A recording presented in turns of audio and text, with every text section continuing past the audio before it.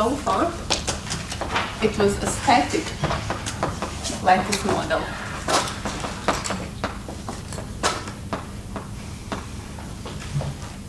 So, we said our nuclei are fixed, immobile. They cannot move.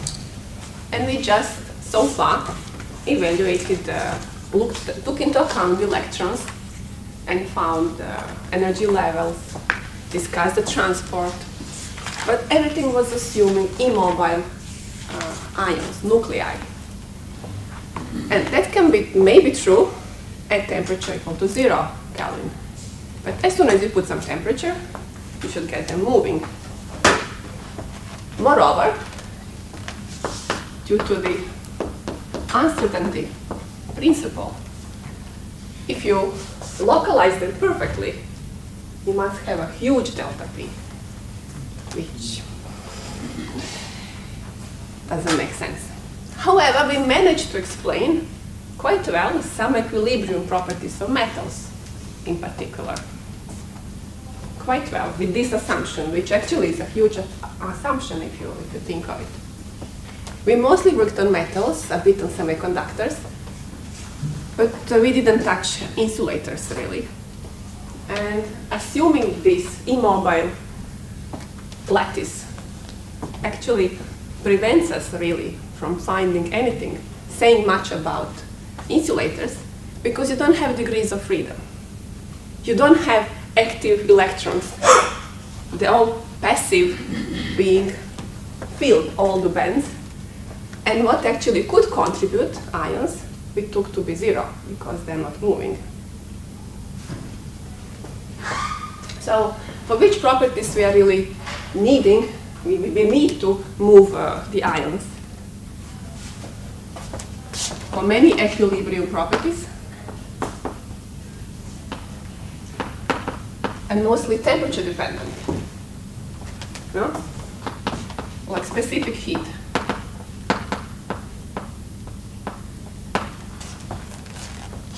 Like thermal expansion. You know what is thermal expansion? That material, upon the influence of temperature, is actually normally increasing, changing its lattice constant. Thermal expansion.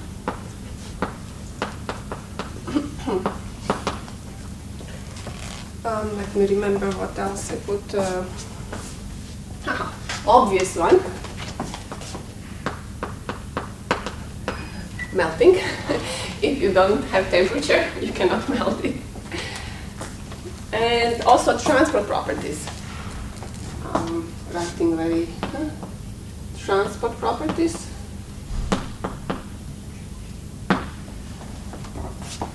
I didn't talk about it. So I just said there is a scattering time, tau, but actually there, to express the full tau, you would write it as tau over impurities, plus tau over scattering of electrons and phonons, which we cannot evaluate without temperature. You cannot take into account superconductivity as well. And what Nika knows, we cannot describe thermal conductivity either. Partially yes in metals, because you have electrons which are moving, but for anything semiconducting, insulating, you have nothing to use to describe. So we will try to see what we can say. I'm removing this.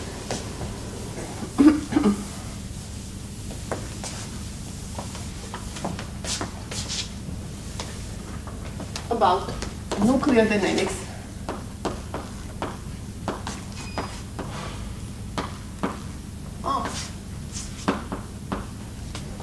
Crystals.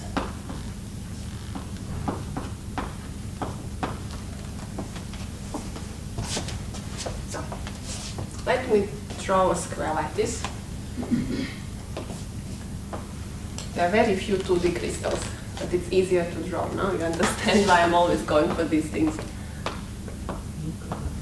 And at some temperature larger than 0, all these nuclei will move. to here, to here. I don't know, I'm just drawing.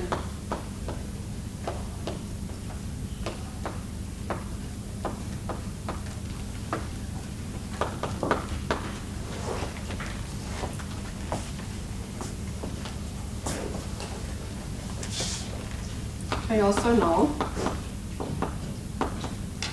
that this temperature is giving them. Okay, what I'm assuming here is that they are oscillating as harmonic oscillators, and I'll come to it quite a bit during the lecture. And potential. But the temperature will allow it to move. And I mean, this one is 1/2 and v squared. This one is 1/2, and this is the average displacement squared. So these are displacements, and I will call it later.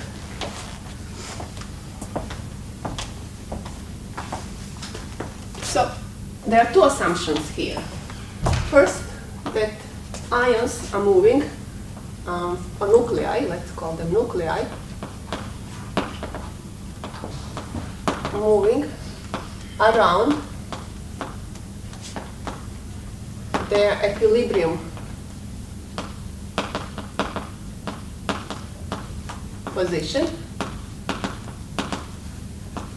given by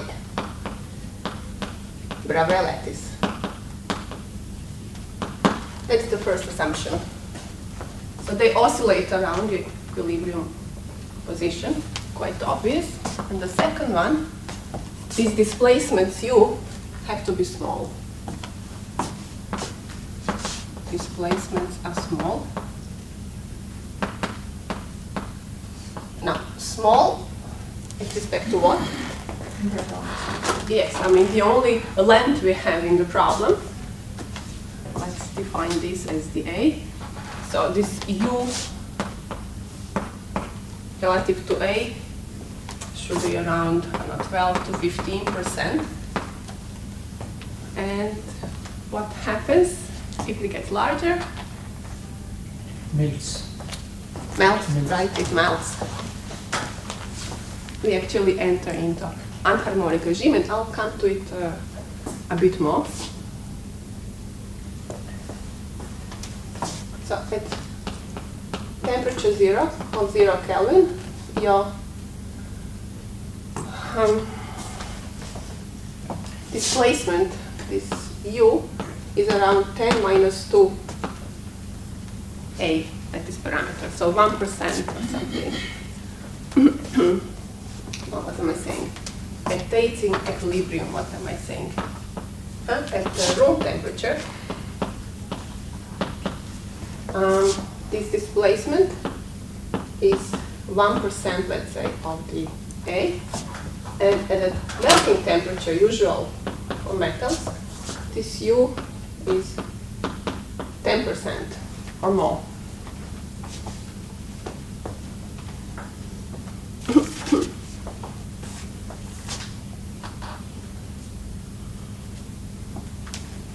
Fine.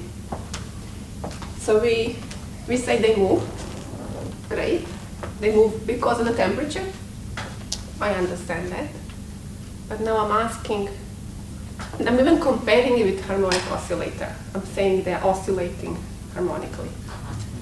But every harmonic oscillator can be described by a spring constant. And the question here is, what dictates, what determines some analog of the spring constant in a crystal? What sets the rules of the motion? Interatomic interaction, the potential. The potential. Okay. So you learned last time about the Born-Oppenheimer approximation. You derived. So this is the nuclei plus the electronic level. I think it was called En. I should check. this is the nuclei wave function at the end. And this depends on the R is equal to the total energy.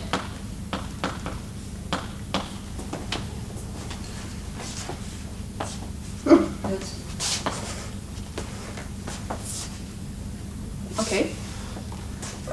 What is this EN? Electronic problem. So this I can take as the expectation value of the full electronic Hamiltonian, which is the electronic plus interaction electron nuclei plus nuclei nuclei plus electron electron. This energy. So this is the electronic levels.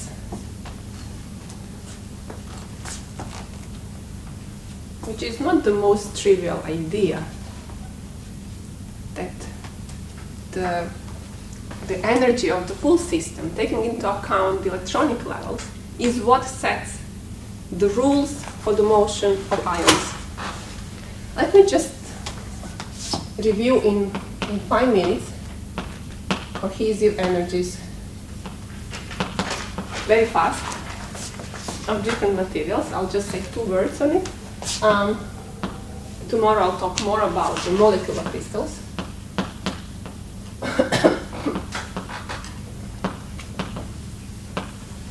I put them first because they are probably the easiest to describe in terms of formulas. They interact through dipoles. And the attractive part of this interaction between pairs are actually must have the 6th power. This is what is known. Because the dipoles, tomorrow maybe I derived the thing. And it is chosen, it's not really exact, that the repulsive part has the power 12 for the ease of computation. There is no real reason for this 12. It's fine, but no real reason. So this is interatomic potential between 2 bodies. Can be for molecules. In a crystal, if you want to describe the cohesive energy, you have to sum over all these pairs, okay, to get the potential. Ionic crystals.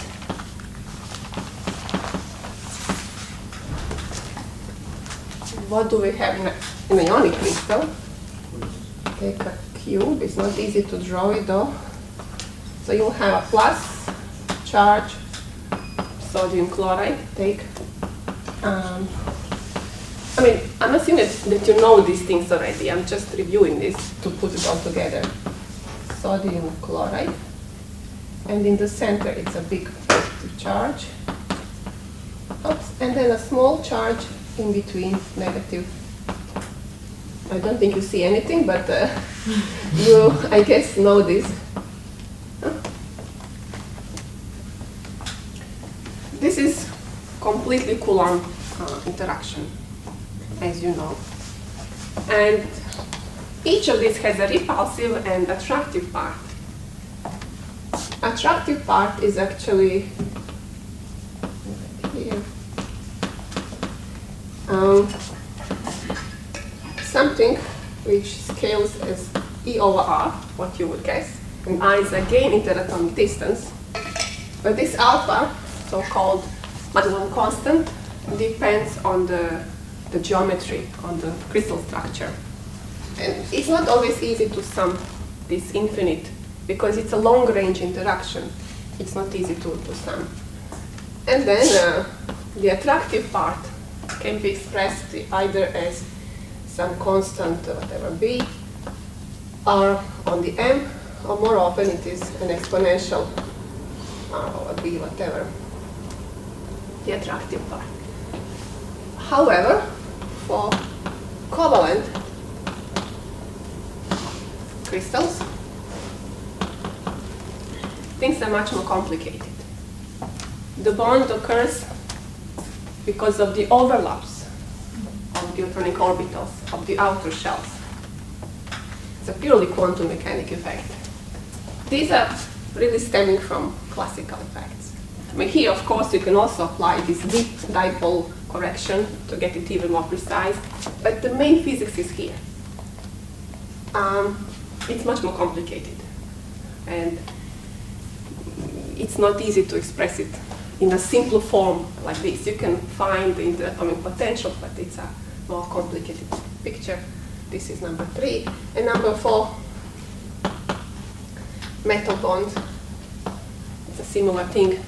And actually this we did analyze by doing free electron, quasi-free approximation, for example, even tie binding, which can be applied to a bit more systems. So here you really have to evaluate energy or find dependence. It's not easy to express it so simply. But however, what can be shown? That the interatomic potential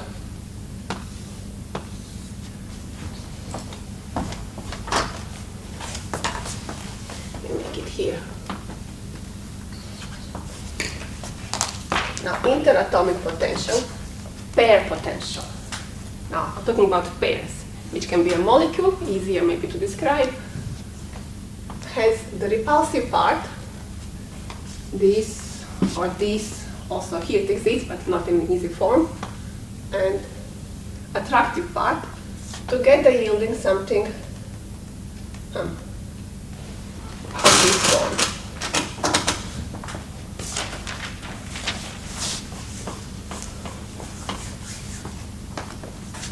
This you probably know. I want to connect to the phonons. So, and then there are different levels. There are higher levels, of course. This is the ground state level, obtained from, let's say, evaluating, finding this energy dependence. It's easier to show it as a function of pairs because then you have to sum over all the pairs.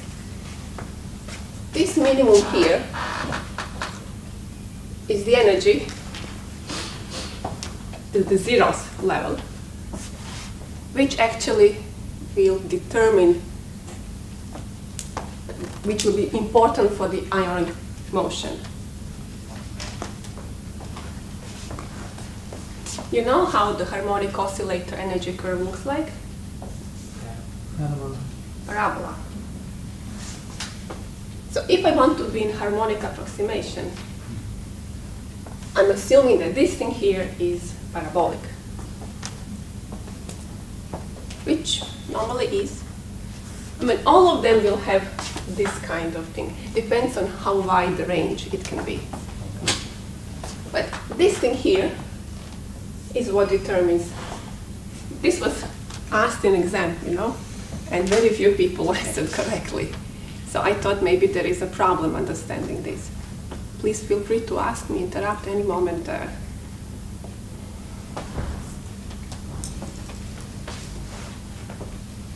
Okay. So we can continue. We will go from here now.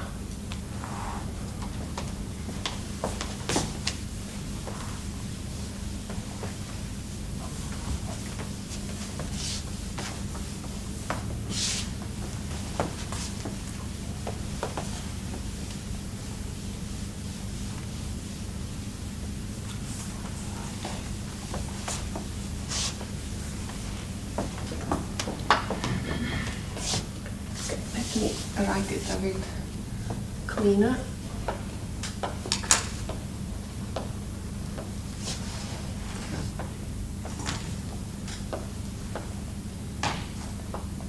I'll set the origin here.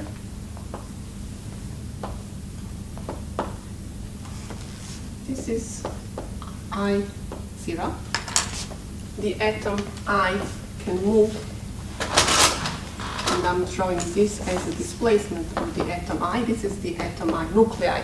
I will use nuclei atom ion. It's not exactly the same thing, but in this context, it will be valid for each of them. And this is the final displacement, Ri. So this is the equilibrium, this is the displacement, and the total I.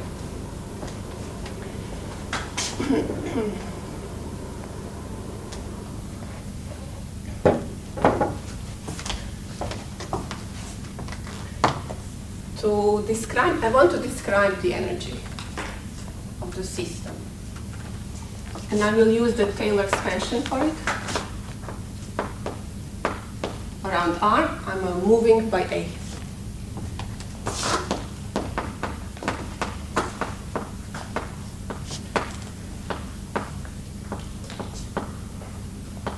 So this is the equilibrium one.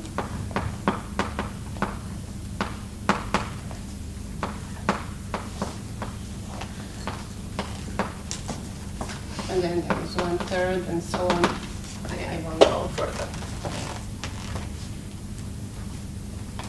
And using Taylor expansion, I will try to expand the total energy.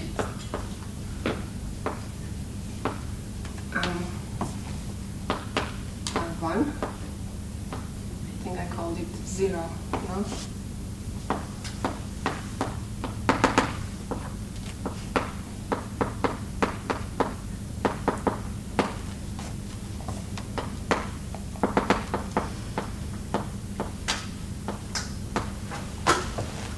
All at equilibrium, just one atom is moved. I will apply this Taylor expansion. I will say it's the energy of all the equilibrium coordinates plus the derivative of only one of them.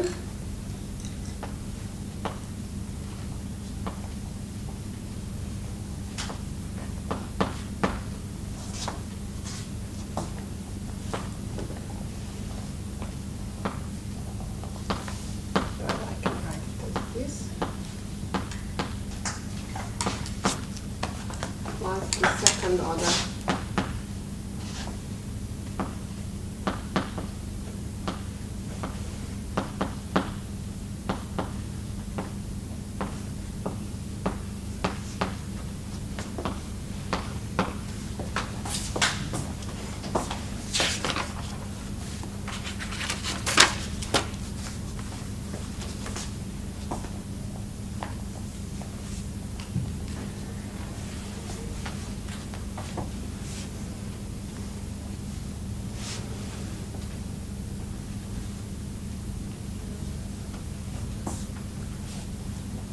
And then I can do the same thing for a case where they are all moving, all atoms are moving in the crystal.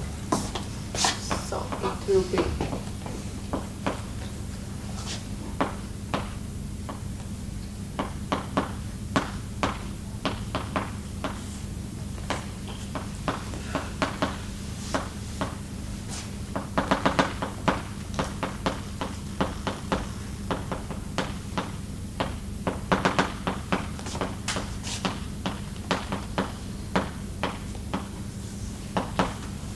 again equilibrium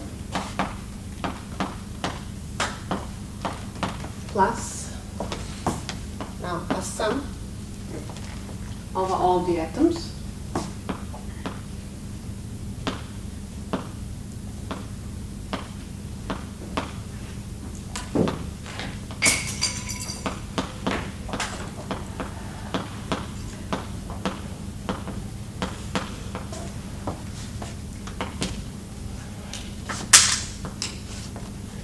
and now we can take derivatives of all the coordinates over all directions. Let me write it correctly.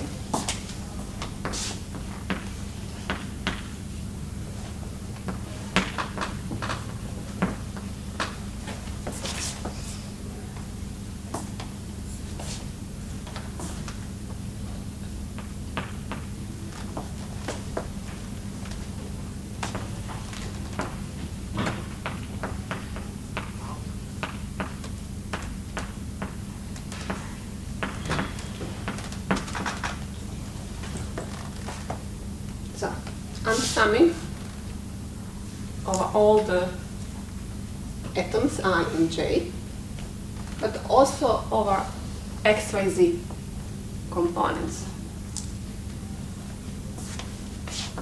times U I alpha times U J beta. Of course, this is at the equilibrium positions.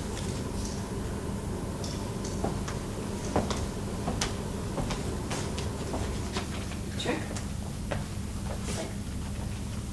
And then there are the third order terms about which we don't care now.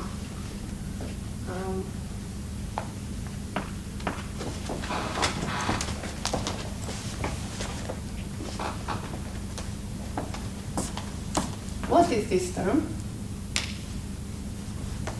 This term has to be zero. If we are expanding around that big, it has to be zero. Yeah. This describes the forces around the equilibrium. Okay. And this will be zero.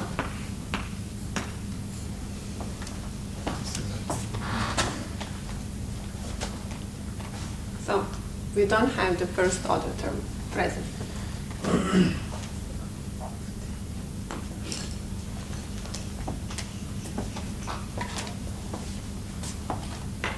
But we have the second order. Let me describe.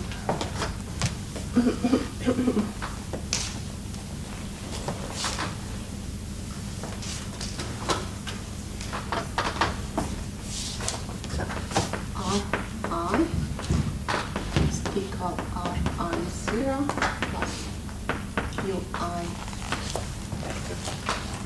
So let me describe the force acting on the atom I. The force on the atom I will be the Mi mass and the Ri velocity. And I can go from that formula. I can find derivative of the energy.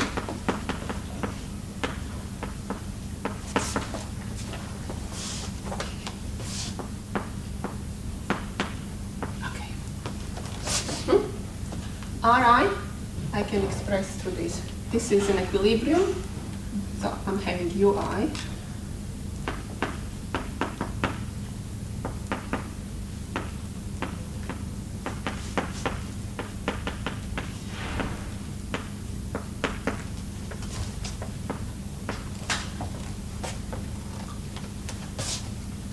And they all depend on time, of course, which I didn't write.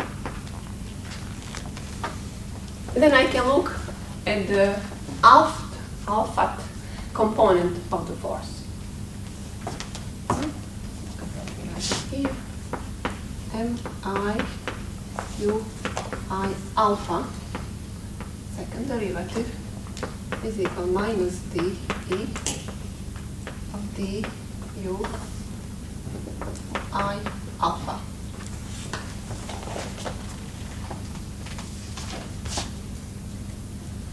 Okay. Let me write then, using this expression, let me try to evaluate dE over dr.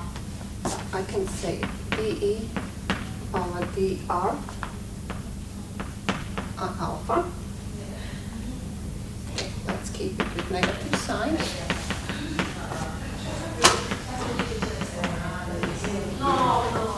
From here, I will take derivative. I will remove one of these. No? dE over du, I'm getting this term. 1/2 minus 1/2 sum over J beta, because I'm taking this part, I alpha. I'm taking derivative with respect to this guy. And what am I getting? D2E with dr I alpha, dr J beta, plus sum, when it's flipped the two indices. Sorry, I forgot. U J beta, dr J beta, dr I alpha, U J beta. a negative sign, trying to express the force. You all agree with this? Please interrupt me if you have any questions. I can call these coefficients as di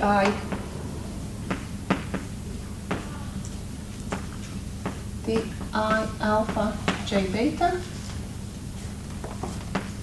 u j b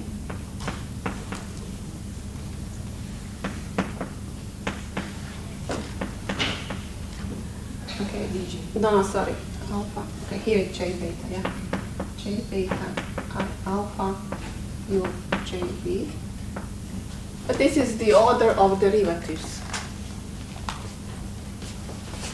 And obviously it doesn't depend if I take first over I alpha or j beta. And this is equal, not anymore 1/2, sum of j beta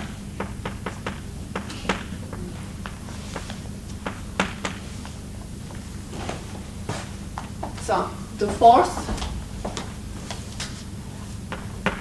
on the atom I in the alpha direction can be expressed as the sum of the displacements of the jth atom in all three directions times factors, depending on both the original ith atom and this jth atom. Plus, it connects also the directions. I can say what will be the interaction, okay, let's call it interaction at the moment, if I move the atom I in the x direction due to the atom j moving in the z direction. And the sum of all the pairs of atom I with other atoms. So the force is equal displacement times a constant. These don't depend on anything, they don't vary. They are constants for two different atoms depending on the direction of motion. So what meaning can I assign to these d's? Mass. So mass. No, mass is here. This is sorry. mass times acceleration. That is k. It's a force spring constant.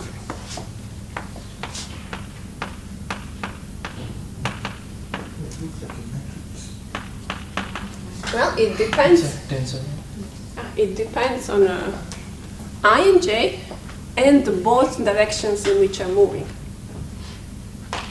So you see there are so many of these in a crystal. But do I care of all of them? So it's like looking at the ith atom, and with each of these atoms, I have, for the motion, I can define a spring constant due to motion of these guys, motion of these guys, and infinity.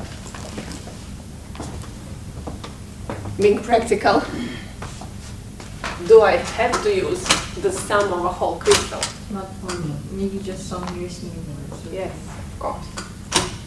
But this is the most general expression.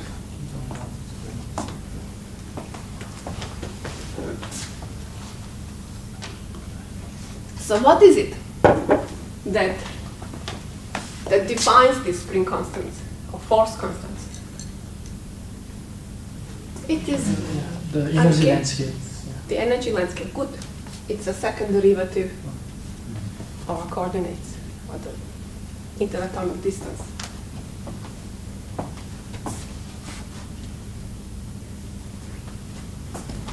Here we stopped at the second term. This we can always expand up to second term, and this is called harmonic approximation.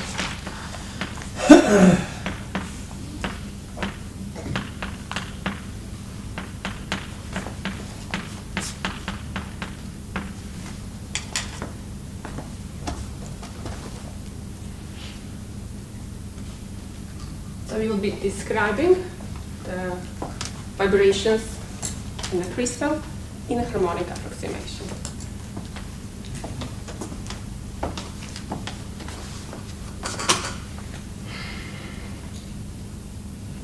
However, out of curiosity, some properties of crystals cannot be explained by harmonic approximation. Do you know of any? For example, thermal expansion is 0 unless you have third order terms. So, this is a limitation which is good for many properties, but just to let you know that it's important to have anharmonic. I mean, for the neutron scattering, also what gives the peak width, is also the anharmonic term. For the specific heat, you cannot get the correct dependence unless you have anharmonic terms inside.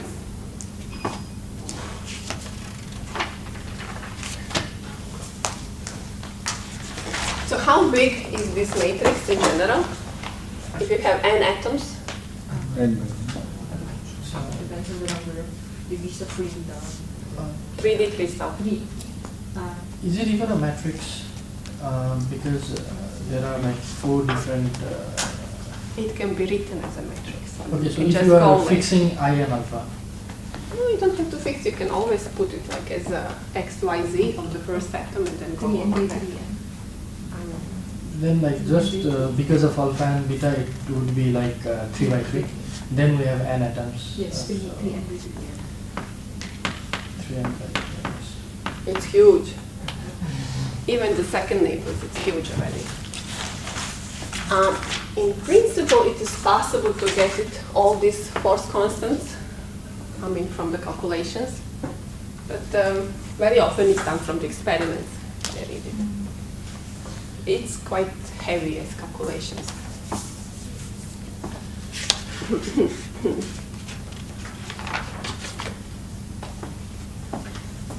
So let's see some properties of the D.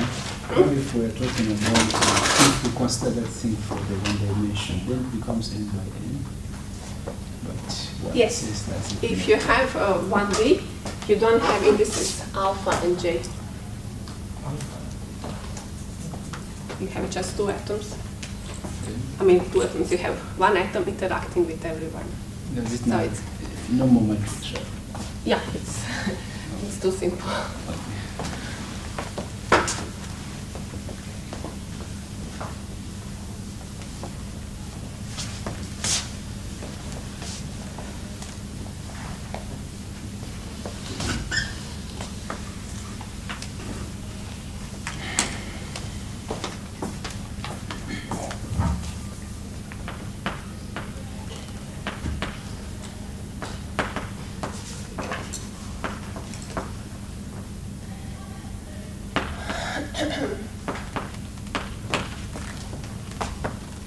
So I can also write it shorter. What I had as a complicated thing, I can write as dj beta of Ri minus Rj. So I put I and j into the argument, in the parameter. So the first one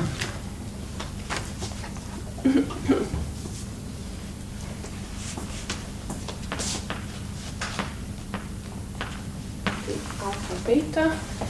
Which one is second? Which one is first? The negative R.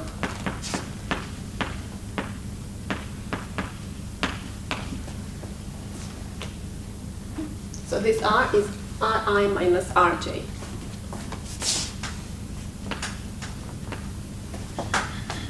Maybe I can make a bit better picture. It's a bit small.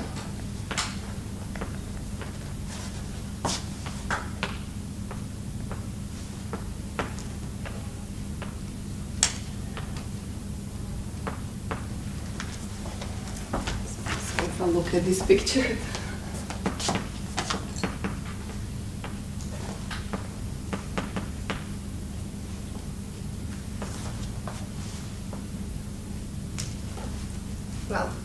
make it in 3D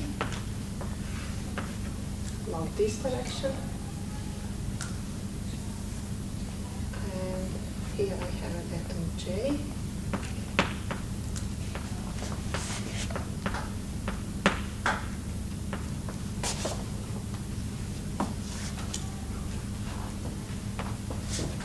This will be the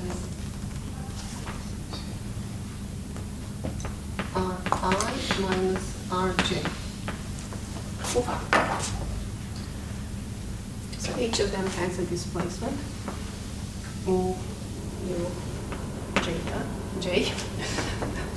Can you see anything? Excuse me. Yes. In that expression, shouldn't it be d alpha beta? Yeah.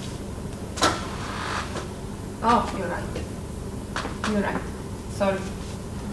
Yeah. Because here are I and J. This is sorry. So I drew here Ri and Rj equilibrium distances.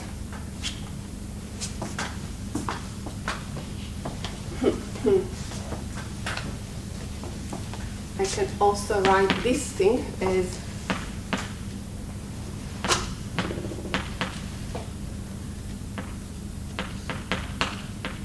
plus Rj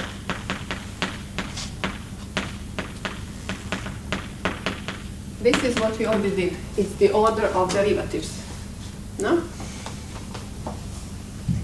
This is the second derivative of the R I alpha d R j beta, and this is the second derivative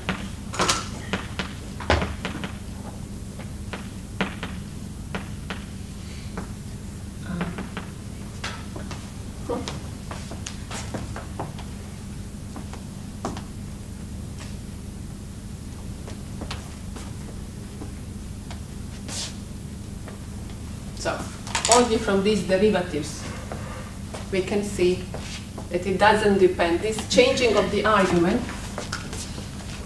actually is changing which derivative I take first. So displacement of atom I in the direction alpha due to atom J in the direction beta is the same if I just switch them.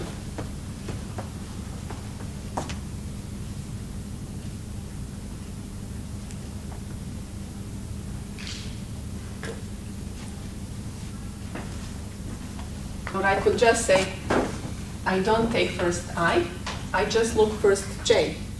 So the motion of J due to, actually I'm going into a second property already.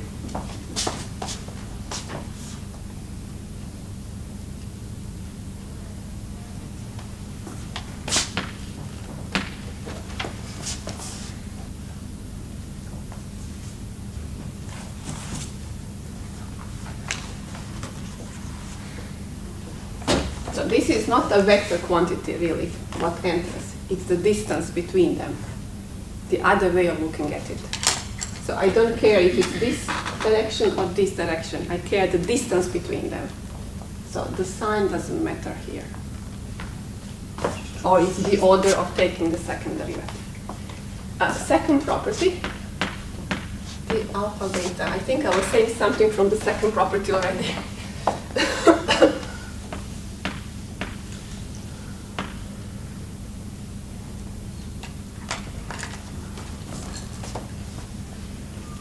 I think I made a mess, so yeah, it's true. That's why I was saying for the second property already. Sorry. That's why I combined the two properties in one. Sorry, I made a mess. I combined the two into one. Yep. Okay. This is the correct thing. Sorry. Because now it comes the second one. So the motion, the force constant on the motion of the I atom in the alpha direction due to atom J in the beta direction is the same as of the atom J due to atom I in beta and alpha directions. This is the full meaning of this. And this is what I did correctly. This is the describing this.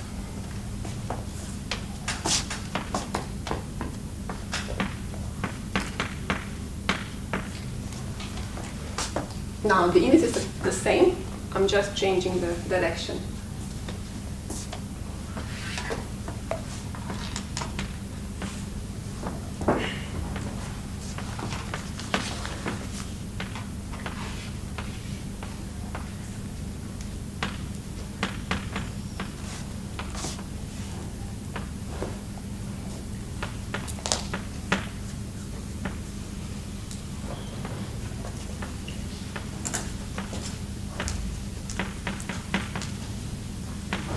Okay. So this vector here describes Ri minus Rj. So what I have to use here to prove this, which is valid only for monatomic lattices, that is all of the same type, the same atom, same type of atom, one mass in the game. I will use inversion plus translation.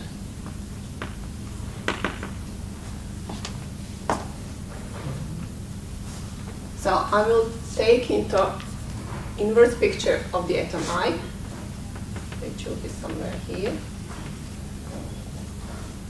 minus Ri, and here will be minus Rj. I will plot it.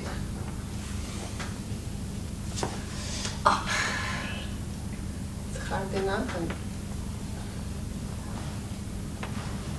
and it should be here.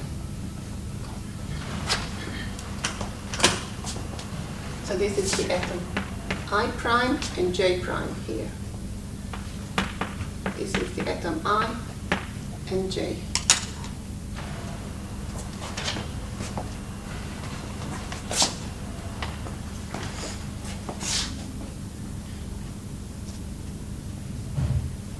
This is the same two atoms. I just took the symmetry operation of the crystal and looked for the inverse of the I, which is minus I, fully minus I prime, the same of J. So they must have the same spring constant, because I to J is the same as I prime to J prime. You agree? However, here, the vector which connects them is the opposite direction. So if I translate this, which I can, because this will be exactly equal to some R from the Bravais lattice, I can see that this R and this minus R give just the same spring constant. So it doesn't, what I was saying before, it doesn't depend on the vector. It's not a vector quantity. It doesn't depend on the direction. It's the distance between them, essentially. You understand? So inversion plus symmetry allows me to prove this one. Question? Yes. I mean, this case is clear. Let's try triatomic. Then you will get masses in the, you have to add different masses. You want to solve problems with that? Actually, I was thinking you're a good group. I was going to introduce two masses, more masses. I'm just asking because... Yeah, you can. But then you have a square root of m, m1, m2, m alpha, m beta in the game, depending on how many masses you have. So you will have some kind of dependencies of this m alpha. We could. I wasn't sure if to go to that. And the third property, that's my copy, not to make any mistakes.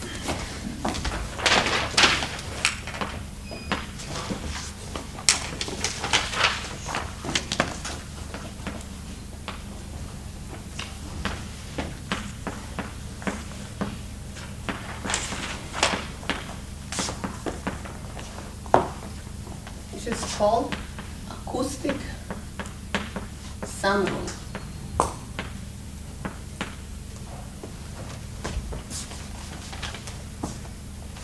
So I'm saying that the sum of all the spring constants is equal to 0.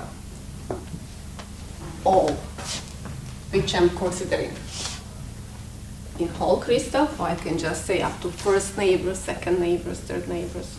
But this in the first spring constants is 0. Yeah, this is the acoustic sum rule. Let's see how to prove this one.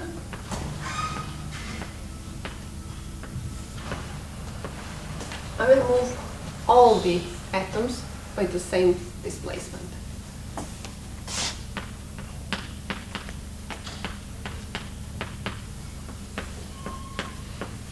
V. And then I can write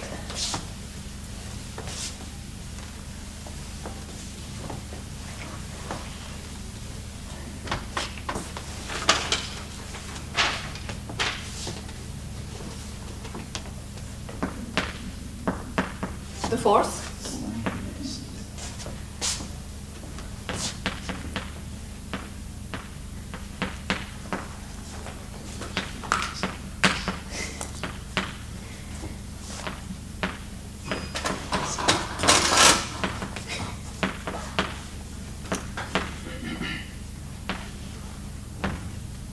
D beta. Because it's the same for all the atoms I and J, doesn't depend on that. But the force should be 0. There is no force on this atom because I'm moving them all the same by same amount, so it remains in the equilibrium. And this is non-zero, which says that this thing should be equal to 0.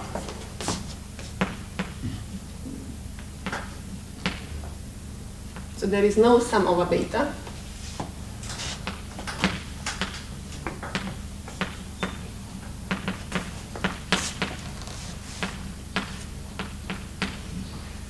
Excuse me.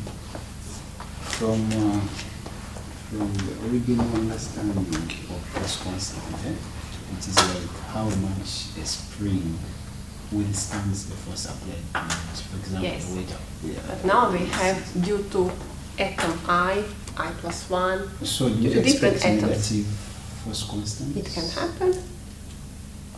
What's the physical If meaning? you have a simple molecule, it won't happen. Of 2 atoms, the atomic molecule, it won't happen, of course.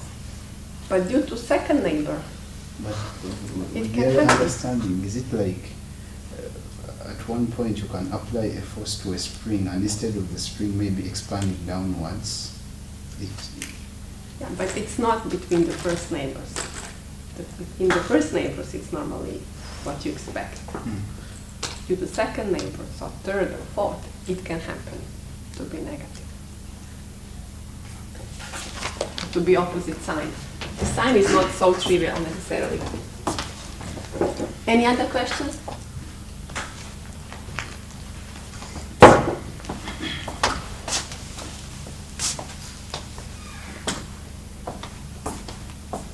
So this is also called center of mass invariance.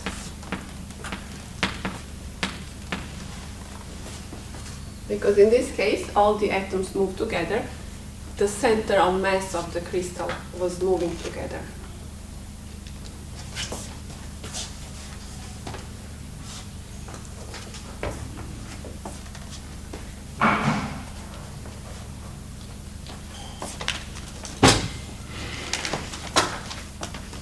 At this point, I will not derive this solution, U I alpha. I'll just tell you what it is, which you already saw before by solving harmonic oscillator. But it can be proved that it's actually the only solution also.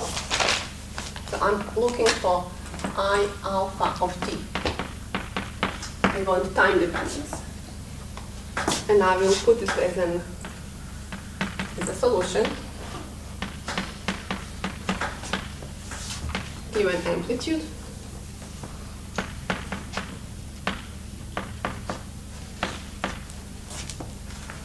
this is u. Or it can be written alpha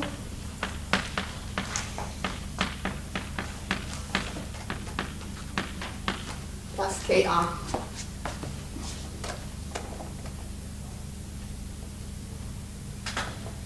Excuse me. Yes. In this case, we have like shown this by displacing everything by d, but it should be true in general. For example, even in random displacement. This is just a way to prove it, yes. But Because in in any that case, case, if you sure. think like that, then it may happen that because this d beta So you will d never- that you are taking, may have opposite signs. So even though like this is individual- always true. yeah, Yes, even it's though not like- true only for the cases where you displace them the same, but this is used to prove it because it should be always valid. Because in that case, one may also think in that sense that okay, there may be different d beta and different like sum of d beta and like d alpha beta will give zero, although like individual d alpha beta are not. I mean, zero. you will use this for any case, this d alpha beta. Some of them is giving zero. It's not just for special cases. But the name actually relates to something specific. We'll come to it. Where was I? Okay, Actually, this is can you please repeat that? What you are trying this to is do? the amplitude. Oh, Oh, this is displacement. U is our displacement here. And I'm giving it as an ansatz. I'm not deriving this, but you know it from harmonic oscillator. And it can be shown it's the only solution, which is important.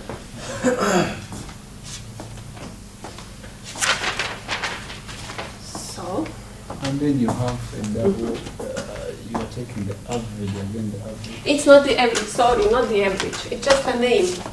This is just an amplitude, not the average. How is it different from the first one? This one here has inside the space dependence.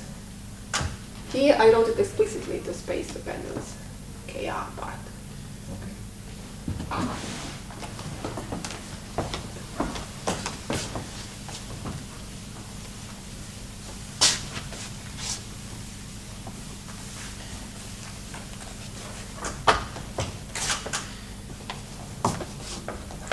The force in the atom I in the alpha direction is equal minus, we pointed out now a few times,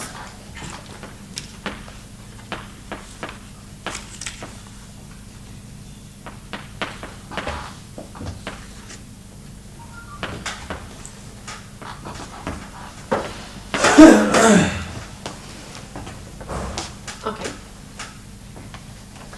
And now what I want to do, I will use this displacement and see what it gives me here. So second derivative of that one there in time will give us omega square minus out.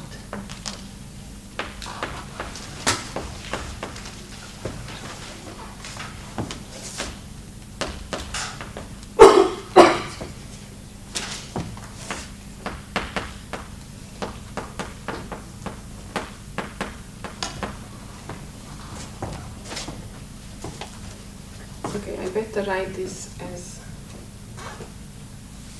KR and the ith atom, it's the Ri, is equal to minus the sum J beta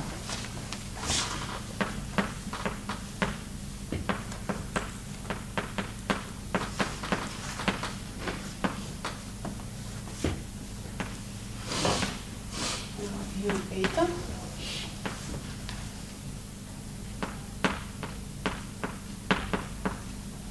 Rj plus I omega t.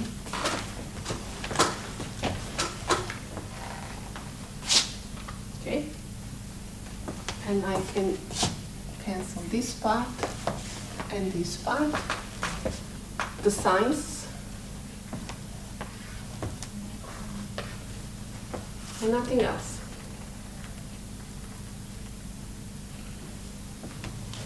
So I'm writing omega square mi u alpha amplitude is equal sum over jb d alpha beta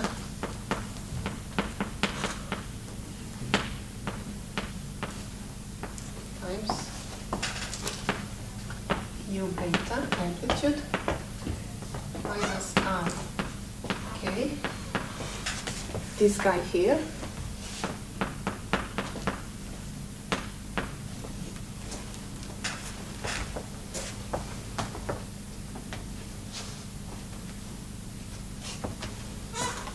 Here we have sum over j, Ri minus Rj over all j's, which means I'm summing over the whole lattice. So then I can replace this by a sum over lattice, keeping only the summation over beta. Something over all r's.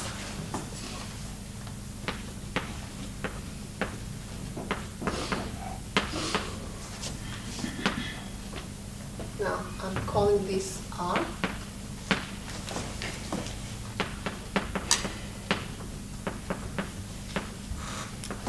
Times u beta.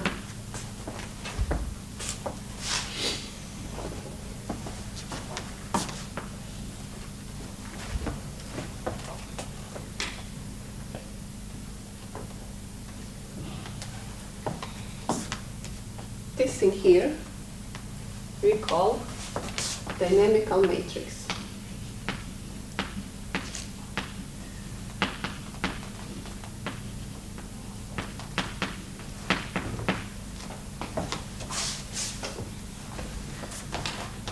Once you know that, you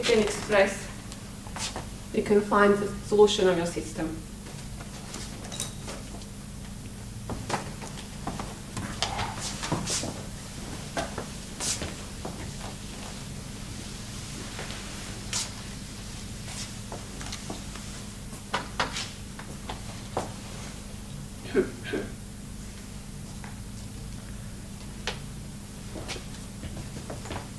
And I will call it also a bit different, D.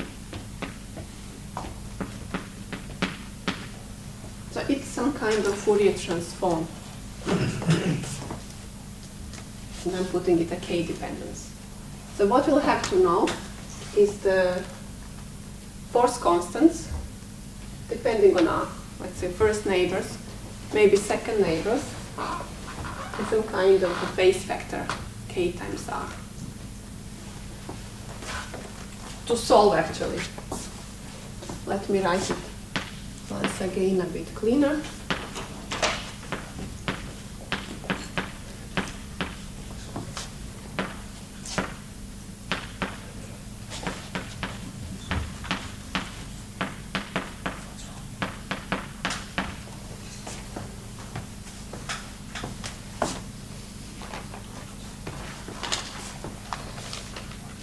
So the motion, the frequency,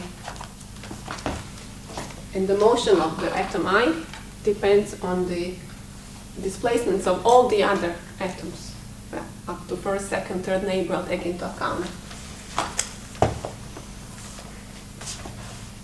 In all the other directions.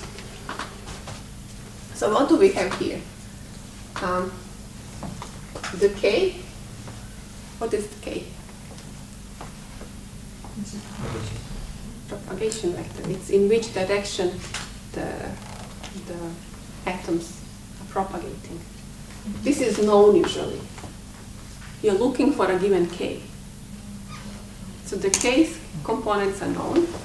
What you don't know are the U's and omega. What is omega?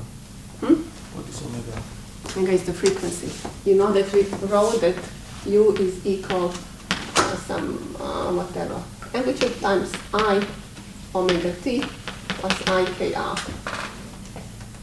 This is the frequency Which? which the atom are oscillating. So, and this use actually to find the eigenvectors, you don't have to find all three of them explicitly. You express, I mean, by knowing two of them, you can find the eigenvector, and you have to find the frequency. So you have three unknowns and three equations for three different K components.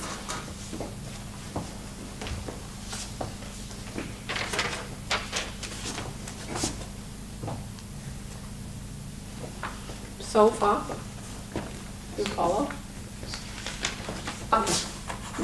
Maybe I get to start from there.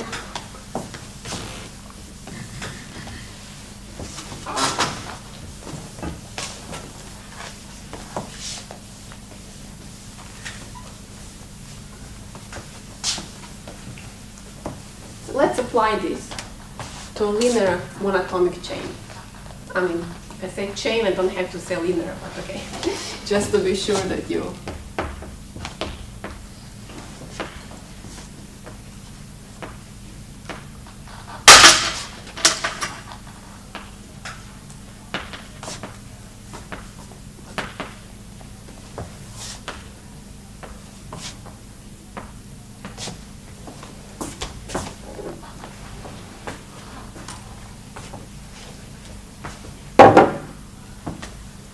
This is the equilibrium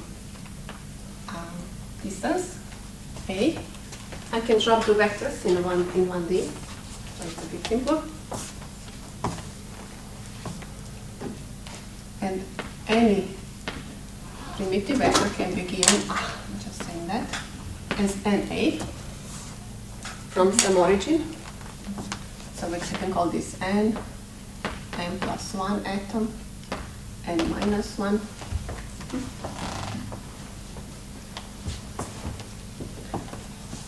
Will be in the first neighbor approximation to derive the simplest possible case.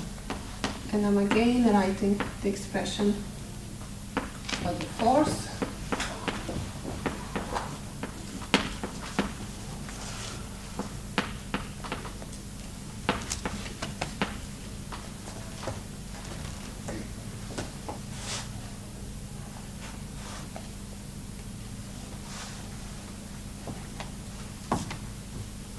I don't have any more alpha beta components because there is just one. We live in 1D world. And I can apply this dynamical matrix expression. So, okay, the vectors.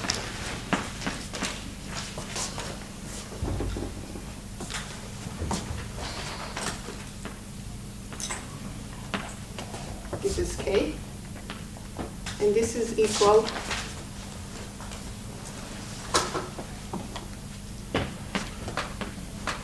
sum over R, D of R, D minus I K R.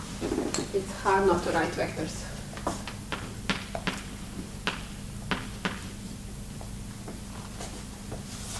This is what we just derived, minus the alpha beta components, and this is the meaning of this dynamic matrix. Again, I'm assuming displacement to be UN.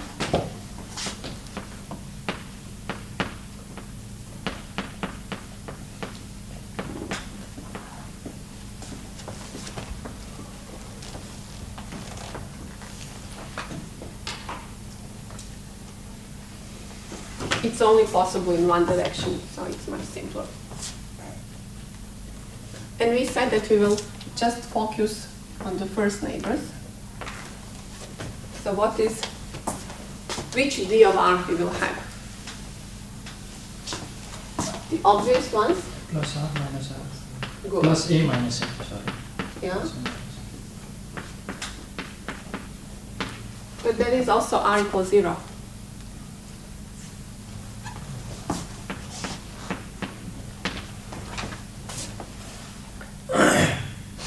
Because this guy here has its own potential. And this one will always have to be larger than 0.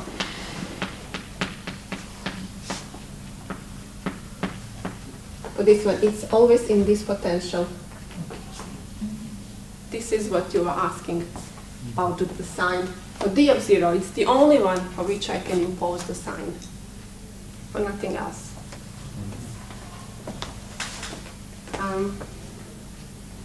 And now I can apply the acoustic sum rule.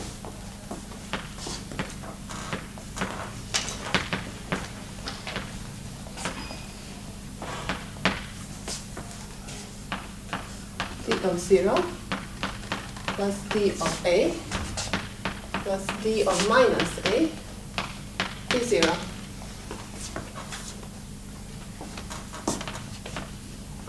Plus, I know that d of a and d of minus a should be the same.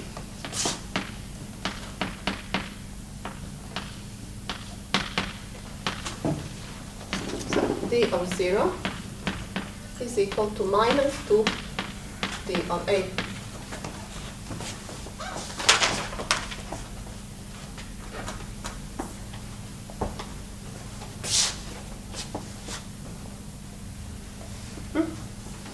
Now let's just use this expression. Omega squared m is equal now d0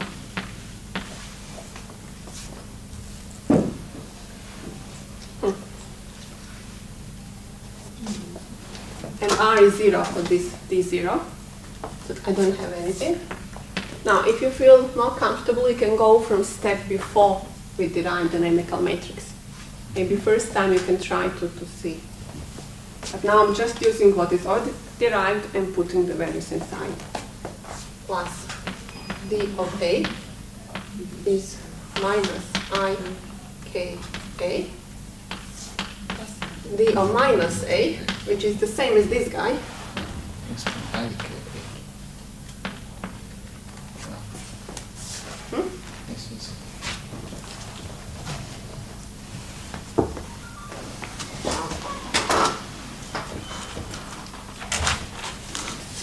You probably already derived this, the linear chain we've done before, maybe just starting from the displacements. From the lattice. Yes. So now we derived a much heavier machinery to apply it to something easy, no? It looks like an overkill, but then if you want to go to complicated cases, this is the way to go. It's this simple because you use the matrix formalism. Yeah, no, it's, I mean, this comes simpler, but it looks like an overkill for a case like this. It's an easy case, but then you can go and solve whatever once you know. And from the experiment, always you can get these, so you can. It's a way to apply directly. Okay, so I can say d0 will express. I can express d of a in terms of d0.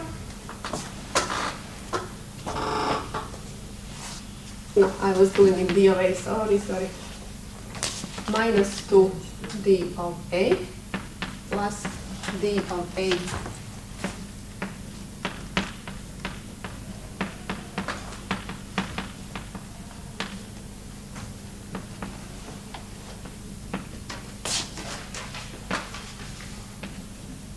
okay, I'm going really step by step.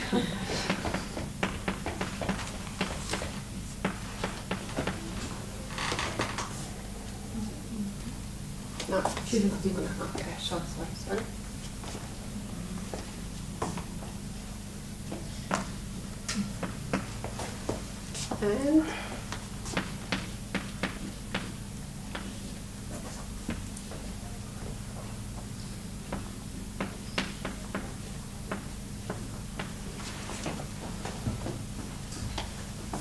And this is the sine square Ka half. Yep. Negative. So, did I have the signs right? Yes. Here I have 2 times.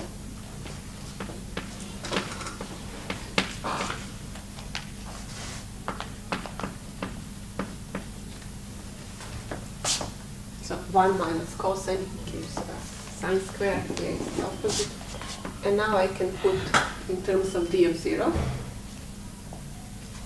So it is 2 d of 0 sine square ka half. And this is equal omega squared.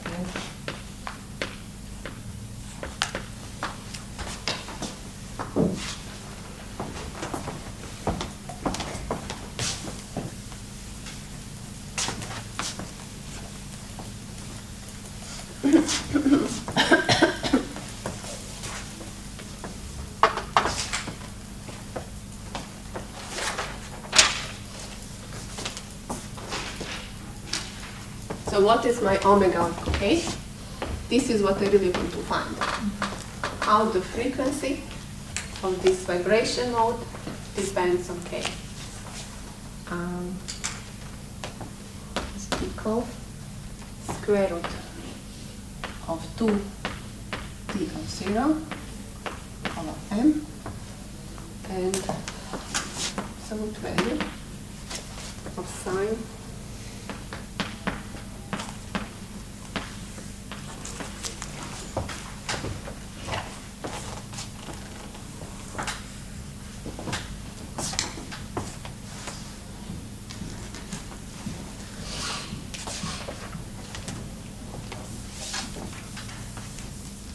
Let me try to draw this.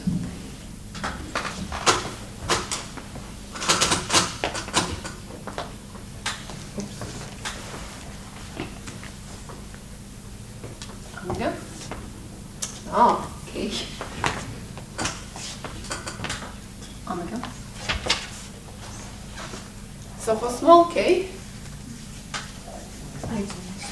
it's linear. Also, let me draw it in the Boolean zone.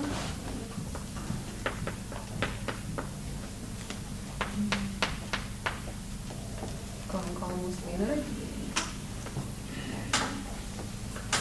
And then it gets this sinus dependence.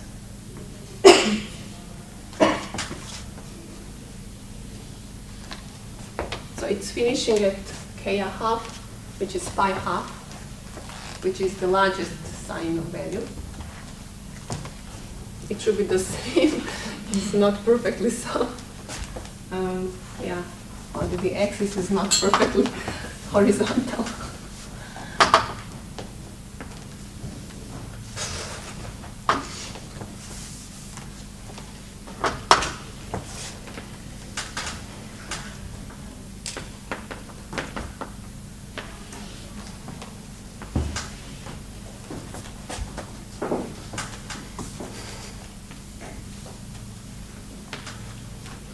And what is the highest value here? Under the 2 d naught by m.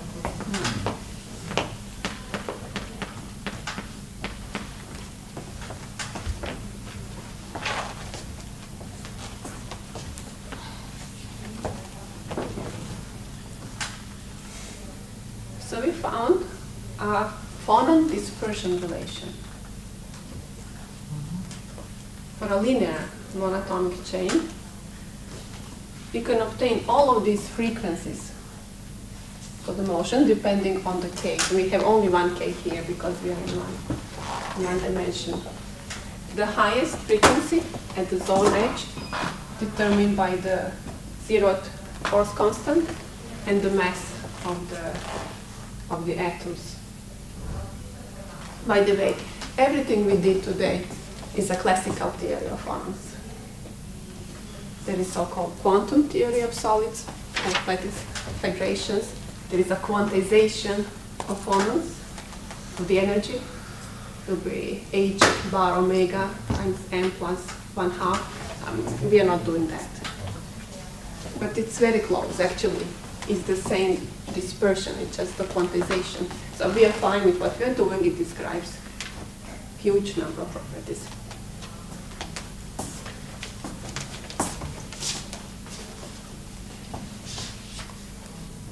So for k equal k going to 0, our omega of k is proportional to k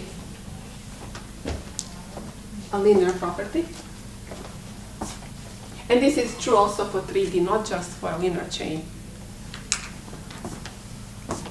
So, alpha beta of k is sum over r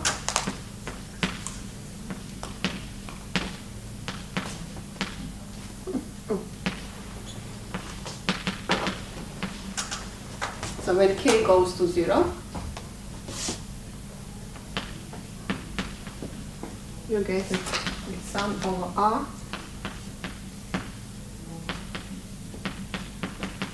So we are coming back to what you asked. This is what gave the name, the acoustic sum rule. Because this mode has a name. This is A mode, phonon mode, one way to vibrate, and it's called acoustic way. Acoustic is coming from the sound, and any idea why is this related to sound? It has to do with limit of k going to 0. What does it mean k very small? This is the amplitude, this is the wavelength of the phonon. And if the k is very small, the lambda is very large. So in this limit, to infinity very large, let's say. Sound waves have very large wavelengths. They have 300 meters in the air. I mean, the speed of is 300 meters per second. Depending on the material, it changes greatly. So, this actually describes the sound waves. This part, k going to 0, is the sound wave, the limit of k going to 0, of long wavelength. And in this limit, as we described in deriving this, all atoms move with the same displacement. It's a center of mass displacement for this limit.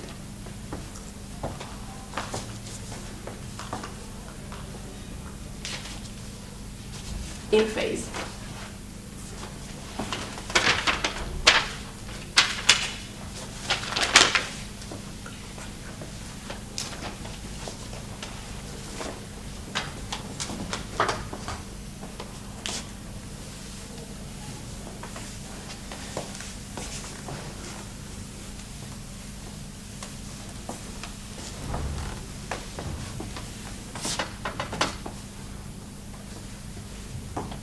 So we can talk about the sound wave as a collective motion of all the atoms. And what is omega is depending, let me write it a bit more complete, as 2d0 over m, a half, and k.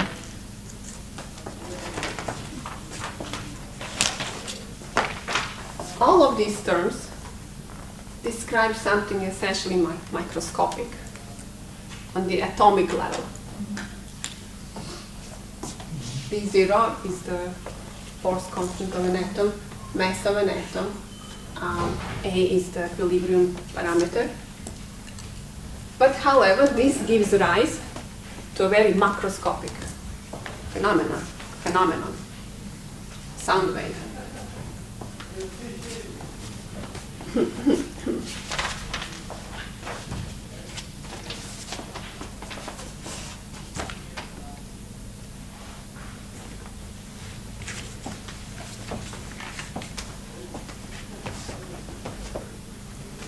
So any examples of the sound waves?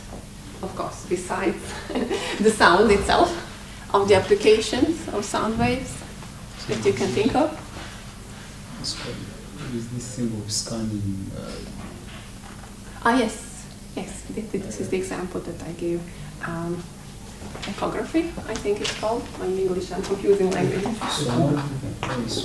Ultrasound, yeah. Yes. Ultrasound testing, yes, that you can just test an organ, sending sound waves of different frequencies, and then organs inside, they have different refraction index, they differently reflect, and you can get them. Sonar. Sonography. Sonars, yeah. Sonar. Spelling. S-O-N-A-R. Suso. No, it did something bats use to find directions. So they don't need I. For the bats.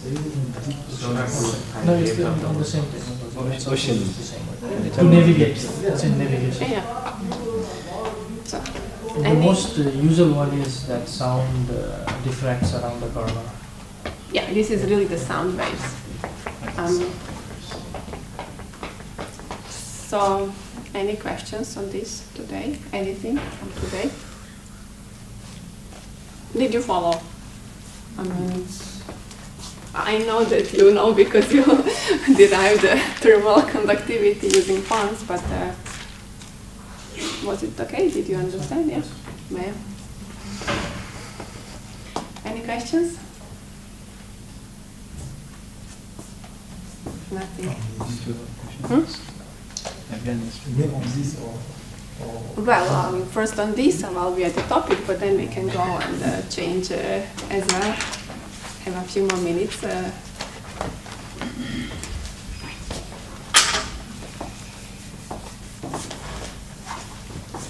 Okay, let me turn off this thing.